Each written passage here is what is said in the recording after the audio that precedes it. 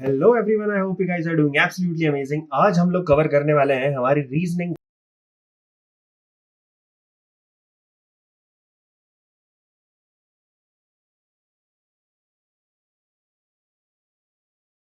चलो next topic की तरफ बढ़ते हैं, जो कि है सिटिंग अरेंजमेंट। अब देखो, सिटिंग अरेंजमेंट में ना कुछ नहीं है। सिटिंग अरेंजमेंट नाम से पता चल रहा है कि यार लोग, मान लो तुम्हारे पास 8-10 लोग हैं, ये लोग किस सीक्वेंस में बैठे हैं, ठीक है, किस पैटर्न में बैठे हैं या फिर किस डायरेक्शन में और कैसे बैठे हैं, तुम्हें सिर्फ और सिर्फ यही चीज़ों का पता लगाना होता है। ठीक, अब देखो कितने टाइप के सिटिंग अरेंजमेंट होते हैं। एक लीनियर होता है। लीनियर में क्या है? लीनियर में क्या है भाई? एक लाइन में बैठे हैं। लीनियर क्या होता है? एक लाइन, है ना। तो एक लाइन में बैठना इज व्हाट इज लीनियर। अब देखो, इसमें दो डायरेक्शंस में बैठ सकते हो, ठीक है। अगर लाइंस हॉरिजॉन्टल है, अगर लाइंस हॉरिजॉन्टल है तो या तो तुम किधर फेस करके बैठोगे? नॉर्थ की तरफ, ठीक है। या तो तुम किधर फेस करके बैठोगे? साउथ की तरफ, ठीक। और अगर लाइंस कैसी है? वर्टिकल है, ठीक, तो तुम किधर फेस करके बैठोगे?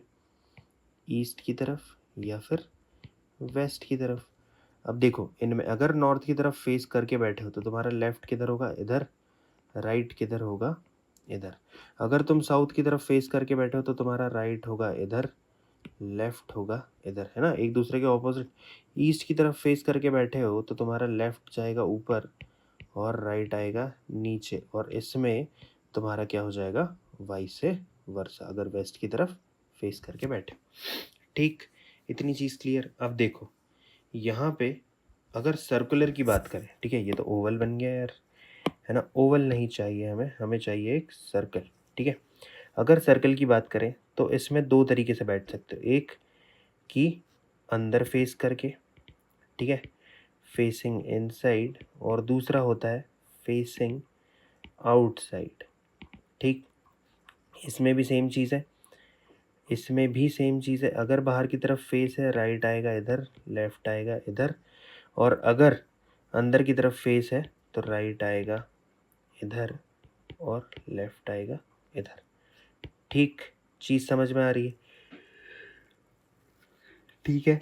ये जो फेसिंग आउटसाइड और इनसाइड वाली चीज़ें होती है, ये टेबल में ही होती है, और टेबल या तो सर्कुलर होते हैं या फिर रेक्टेंगुलर या फिर स्क्वायर शेप के होते हैं, ठीक। तो इनमें भी वही होता है, या तो अंदर फेस करके बैठेंगे या तो फिर बाहर फेस करके बैठेंगे, ठीक। और एक और चीज़ होती है इसमें कि या तो कॉर्नर पे बैठेंगे या फिर सेंटर में बैठेंगे, ठीक। ये जो है ये बैठने का तरीका है, ठीक। एक और चीज़ वो बोलता है कि जैसे तुम्हें मान लो उसने बोला कि सेकंड टू दी लेफ्ट, ठीक है। तो मान लो अगर कोई यहाँ बैठा है, लीनियर अरेंजमेंट में बैठा है, कोई यहाँ है, ठीक है, ये नॉर्थ की तरफ फेस कर रहा है, तो इसका सेकंड लेफ्ट क्या हो जाएगा? फर्स्ट और सेकंड, ठीक है। This will be its second to the left, इसके रिगार्डिंग में, ठीक है।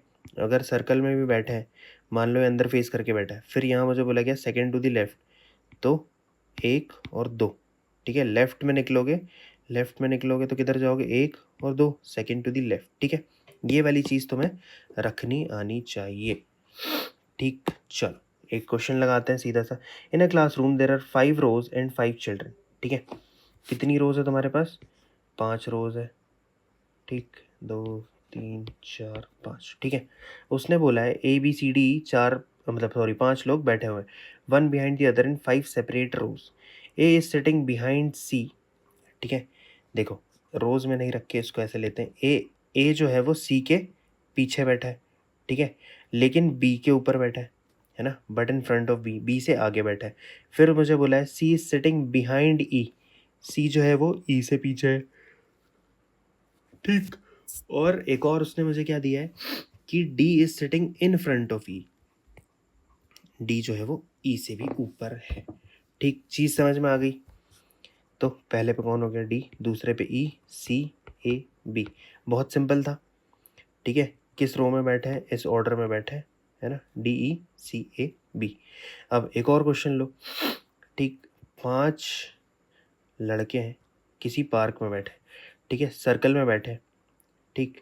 ए जो है वो साउथ वेस्ट फेस कर रहा है, ठीक। कहाँ है तुम्हारा? नॉर्थ साउथ ईस्ट वेस्ट, किधर आएगा साउथ वेस्ट? इधर आएगा, ठीक है, साउथ वेस्ट किधर आएगा, इधर आएगा। ए जो है वो साउथ वेस्ट में। B and E are right opposite A and D respectively, यानी कि बी जो है वो ए के ऑपोजिट है और ई जो है वो डी के ऑपोजिट है। And C is equidistant between D and B. C जो है वो डी और बी के बीच में इक्विडिस्टेंट है।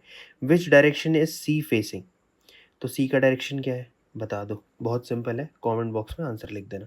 ठीक, एक और क्वेश्चन लो। 5 कोचेज है, PLRMO, ठीक है, और ये सारे के सारे रो में रखे हुए। R is to the right of M, ठीक है, ये एक रो है, इसमें 5 है, 2 3 4 5। ठीक, अब देखो ये तुम्हारा मेन वो हो गया, पर यहाँ पे देखो R is to the right of M, ये एम है। देखो जब भी तुम्हें कोई डायरेक्शन नहीं दिया ना, तो तुम क्या लोगे इसको, जो नॉर्थ फेसिंग होगा। ठीक है, सर्कल में क्या होगा कि इनसाइड फेसिंग होगा, अगर तुम्हें कोई डायरेक्शन नहीं दिया है तो स्टैंडर्ड ये ले लोगे। ठीक है, आर जो है वो एम के राइट में है लेकिन पी के लेफ्ट में है। ठीक है, फिर मुझे क्या बोला है, L is to the right of P, L जो है वो पी के राइट में है and left of O, O के लेफ्ट में है। मिल गया मुझे, क्या मिल गया, MRPLO। फिर उसने मुझसे क्या पूछा है कि which coach is in the middle, कौन सा कोच मिडल में है, निकाल लिया है। ठीक, चलो एक और क्वेश्चन लेते हैं। ये थोड़ा सा लेंथी क्वेश्चन है बट ये एक बारी CUET में आ चुका है, ध्यान से इसको समझना। देखो मुझे बोला गया है PQRST and you are 6 students procuring their master's degree in 6 different subjects. ठीक है, इसमें 2 चीज़ आएगी तुम्हें। ठीक है, ये डबल सिटिंग अरेंजमेंट है ना, ये डबल सिटिंग अरेंजमेंट है। देखो इसमें तुम्हें डिग्रीज भी जमानी है, ठीक, और साथ ही साथ क्या जमाना है कि वो कहाँ पर स्टे करते हैं। ठीक, ध्यान से देखो PQRST और यू 6 स्टूडेंट्स हैं, फिर 6 डिफरेंट सब्जेक्ट्स में डिग्रीज कर रहे हैं, English, history, philosophy, physics, stats और maths. 2 of them stay in hostel, 2 hostel में रहते हैं, 2 PG में रहते हैं और 2 घर पे रहते हैं। देखो यहाँ मुझे बोला है R does not stay as PG, R जो है वो PG में नहीं रहता है। ठीक, फिर एंड स्टडीज़ फिलोसफी। अब देखो मैं क्या करता हूँ, यहाँ पे सीधे सीधे 6 के नाम लिख लेता हूँ। ठीक, यहाँ पर मैं इनका सब्जेक्ट लिख लूँगा और यहाँ पर मैं PG लिख लूँगा। आर क्या कर रहा है, ये मतलब उनका स्टे लिख लूँगा। आर क्या कर रहा है, आर पढ़ रहा है फिलोसफी। ठीक है, फिलोसफी। फिर उसमें मुझे और बोला गया है T स्टडीज़ मैथमेटिक्स,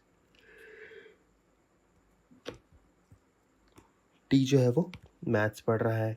फिर S जो है वो फिज़िक्स पढ़ रहा है, S फिज़िक्स पढ़ रहा है एंड S U S जो है वो फिज़िक्स पढ़ रहा है। U and S stay in hostel. ठीक है, U और S जो है वो कहाँ रहते हैं, हॉस्टल में। चलो 2 तो मिल गए हमें, U और S कहाँ रहते हैं, हॉस्टल में। फिर मुझे क्या दिया है, P stays as PG and Q stays at home. Q रहता है घर पे, P रहता है PG में। ठीक, हॉस्टल वाले कंप्लीट हो गए, क्या बचा है मेरा, एक PG वाला और एक घर वाला। ठीक, अब मुझे बोला गया था कि R does not stay at PG, तो आर अगर PG में नहीं रहता है, देखो क्या क्या बचा है, हॉस्टल वाले कंप्लीट हो गए, 2 ही लड़के हैं, एक PG वाला और एक होम वाला भी हो गया, एक PG और एक होम बचा है। तो आर अगर PG में नहीं रहता है तो वो कहाँ रहेगा, फिर होम में रहेगा, और T कहाँ रहेगा, फिर PG में रहेगा। एक ही तो ऑप्शन बचा है ना, तो वो कहाँ रहेगा, फिर PG में रहेगा। फिर आगे एक और चीज़ देखते हैं, मुझे अब क्या बची, तीनों की डिग्रीज बची है, तो बीच में हमने कुछ शायद छोड़ दिया है।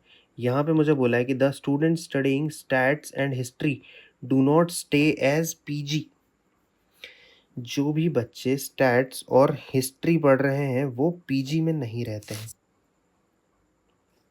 ठीक है, तो स्टैट्स और एक होम वाला बचा है, PG में तो आएगा नहीं स्टैट्स और हिस्ट्री, है ना। देखो कौन कौन से सब्जेक्ट हो गए, फिलोसफी हो गया, फिज़िक्स हो गया, मैथ्स हो गया। उसने मुझसे क्या बोला है कि जो स्टैट्स और हिस्ट्री पढ़ते हैं, स्टैट्स और हिस्ट्री पढ़ते हैं वो PG में नहीं रहेंगे। तो PG में कौन सा सब्जेक्ट बचा, फिर PG वाले के लिए कौन सा सब्जेक्ट बचा, इंग्लिश बचा। ठीक है, फिर अब 2 सब्जेक्ट्स मेरे पास अभी भी बच रहे हैं, वो है स्टैट्स और हिस्ट्री। तो ये कहीं डिवाइड हो रहे हैं क्या? देखो एक बार पढ़ के जल्दी से कि R does not state students which of the following combination of subject and place of stay. ठीक है, नहीं हो पाएगा, वो दो का हमें कभी पता ही नहीं चलेगा। ठीक, यहाँ पे मुझे बोला है विच of the following combination of subject and place of stay is not correct. Maths वाला पीजी में है क्या?